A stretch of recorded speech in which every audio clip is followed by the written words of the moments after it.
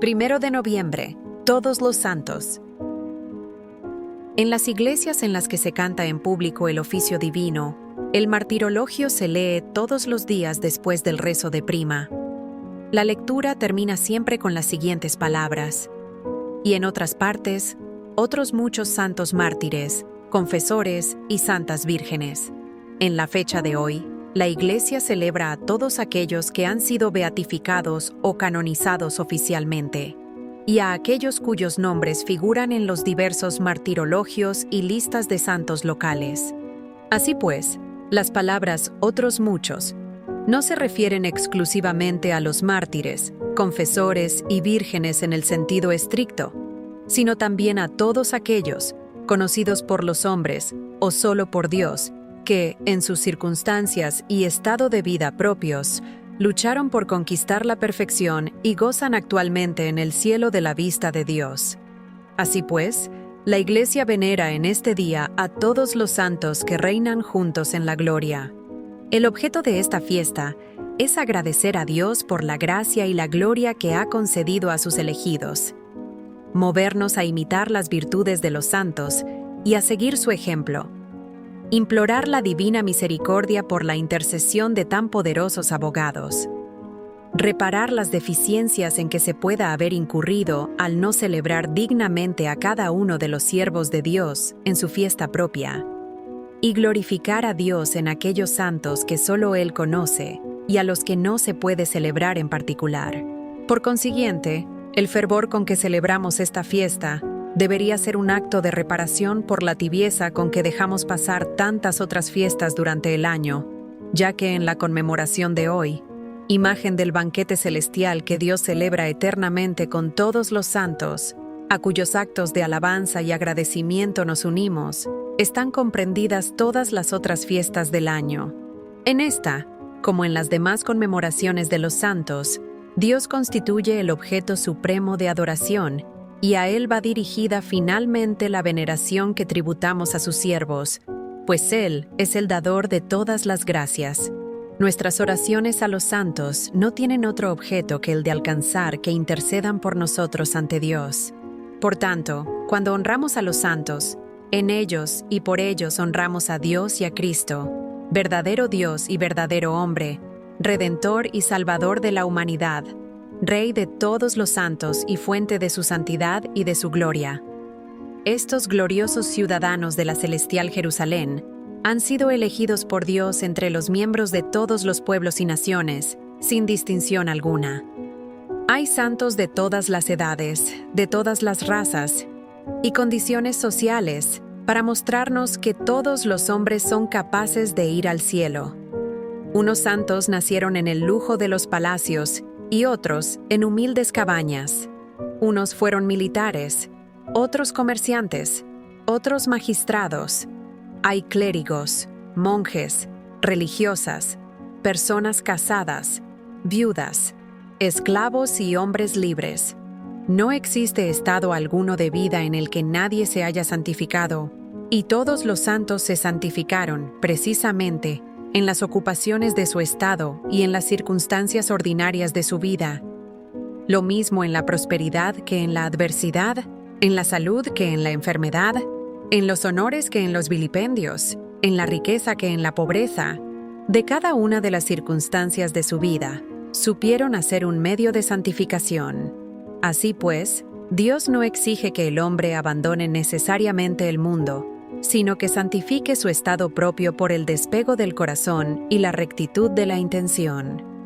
Como se ve, todos los estados de vida han sido engrandecidos por algún santo. Con frecuencia se arguye que el ideal de santidad que la Iglesia presenta es incompatible con la existencia en el mundo, precisamente aquella en la que se hallan la mayoría de los hombres.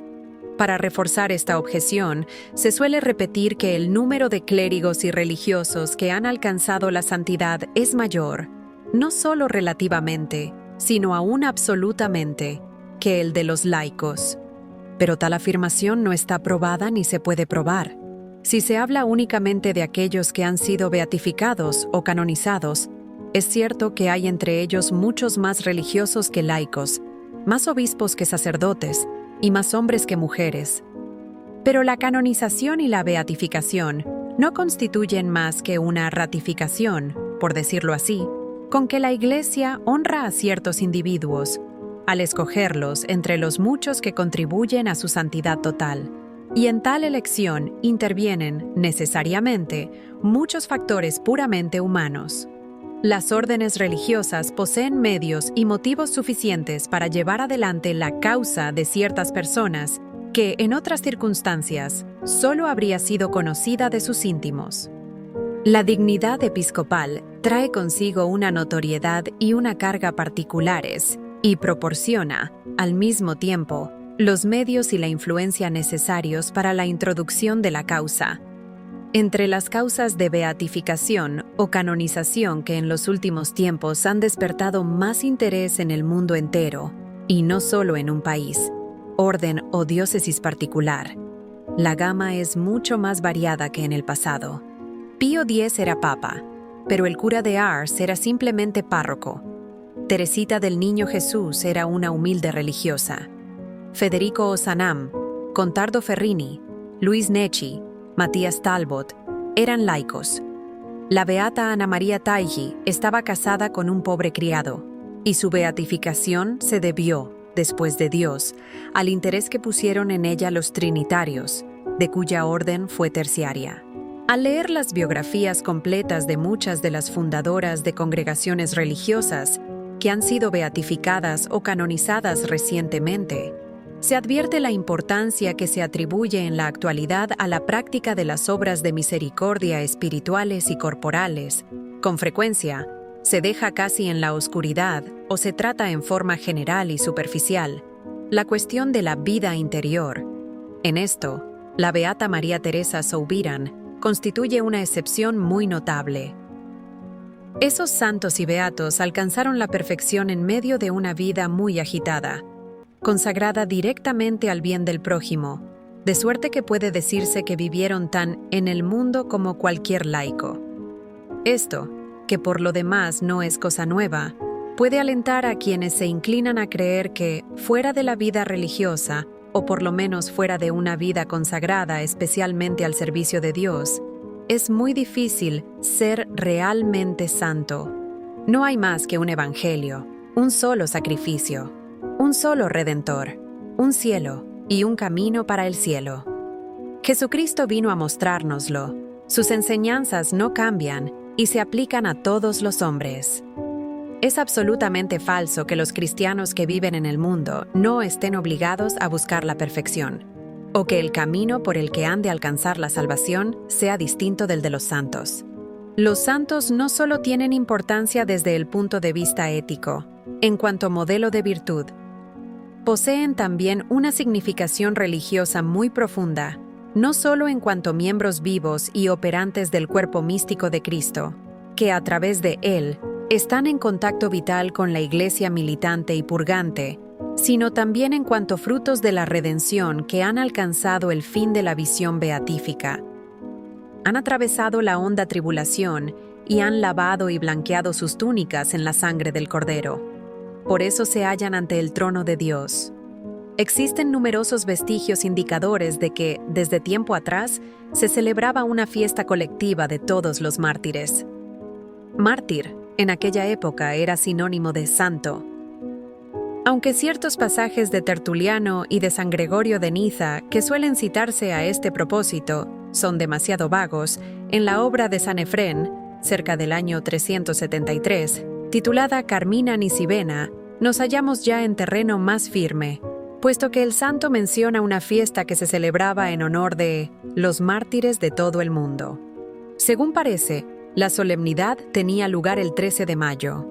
Esto nos inclina a pensar que en la elección de la fecha de la dedicación del Panteón romano, que es también el 13 de mayo, según lo explicaremos después, intervino cierta influencia oriental.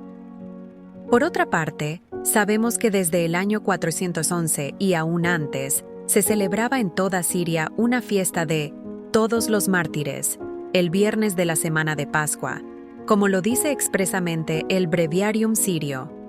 Los católicos del rito caldeo y los nestorianos celebran dicha fiesta en la misma fecha. Las diócesis bizantinas celebraban y aún celebran la fiesta de Todos los Santos, el domingo siguiente al de Pentecostés, o sea, el día en que nosotros celebramos a la Santísima Trinidad. En un sermón que pronunció en Constantinopla San Juan Crisóstomo, para hacer el panegírico de todos los mártires que han padecido en el mundo, indicaba que apenas una semana antes se había celebrado la fiesta de Pentecostés. Hasta la fecha, permanece muy oscura la cuestión de los orígenes de la fiesta de Todos los Santos en el Occidente. Tanto en el Félire de Oengus como en el Martirologio de Talact, se conmemora el 17 de abril a todos los mártires y el 20 del mismo mes a todos los santos de Europa. Según la frase del Martirologio de Talact, se celebra en este día la Communis Solemnitas Omnium Sanctorum, et Virginum Hiberniae, et Britanniae, et Totius Europae. Por lo que toca a Inglaterra, hacemos notar que el texto primitivo del Martirologio de Beda no mencionaba a todos los santos, pero en ciertas copias que datan del fin del siglo VIII o del comienzo del IX, se lee el 1 de noviembre, Notale Sancti Caxaru, et Festivitas Omnium Sanctorum. Dom Quentin emitió las hipótesis de que, al dedicar el Panteón romano a la Santísima Virgen y a todos los mártires, 13 de mayo, cerca del año 609, el Martirologio romano lo conmemora todavía, San Bonifacio IV tenía la intención de establecer una especie de fiesta de todos los santos. Por lo menos así lo creyeron, tal vez, Ado y algunos otros, según se deduce de una frase de Beda, quien habla de la dedicación del Panteón en su Historia de la Iglesia y en el De Temporum Ratione. Beda dice que el Papa decidió que convenía que en el futuro se honrase la memoria de todos los santos en el sitio que hasta entonces había estado consagrado a la adoración, no de Dios, sino de los demonios. Ahora bien, tal afirmación no se encuentra en el Liber Pontificalis, que Beda tenía ante los ojos. Como quiera que sea, está fuera de duda que, en el año 800, Alcuino tenía ya la costumbre de celebrar el 1 de noviembre la Solemnidad Santísima de Todos los Santos, a la que precedía un triduo de ayuno. Alcuino estaba al tanto de que su amigo Arno, obispo de Salzburgo, celebraba también dicha fiesta, puesto que Arno había presidido poco tiempo antes un sínodo en Baviera, donde se había incluido esta fiesta en la lista de las celebraciones. También tenemos noticia de cierto Casiulfo, el cual, alrededor del año 775, pidió a Carlomagno que instituyese una fiesta precedida por un día de vigilia y ayuno, en honor de la Trinidad, de la Unidad, de los ángeles y de todos los santos. El calendario de Bodley, manuscrito Digby 63, siglo IX, Inglaterra del Norte, designa como una de las fiestas principales a la de todos los santos, fijada para el 1 de noviembre. Según parece, la influencia de las Galias fue la que movió a Roma a adoptar finalmente esta fecha.